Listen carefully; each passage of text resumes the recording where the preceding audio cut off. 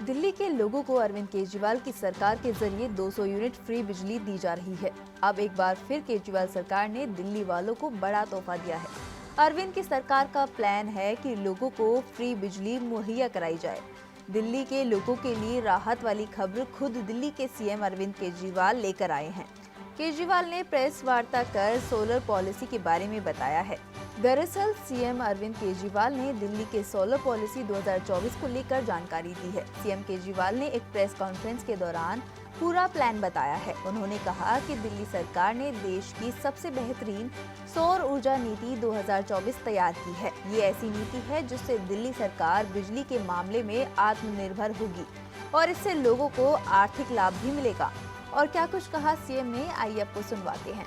हम जानते हैं कि इससे एयर पोल्यूशन तो कम होता ही है, और एयर पोल्यूशन को कम करने के लिए आप जानते हैं ईवी पॉलिसी भी जो हम लोगों ने बनाई वो देश की एक तरह से सबसे प्रोग्रेसिव ईवी पॉलिसी है, इलेक्ट्रिक व्हीकल पॉलिसी।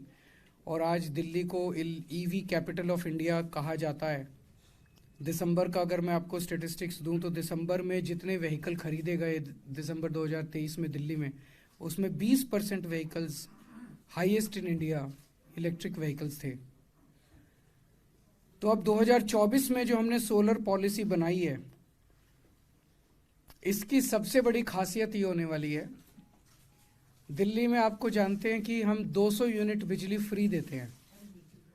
तो 200 यूनिट तक बिजली इस्तेमाल करने वालों का बिजली का बिल 0 आता है। 201 से 400 यूनिट तक बिजली इस्तेमाल करने वालों का बिजली का बिल आधा आता है, 50%।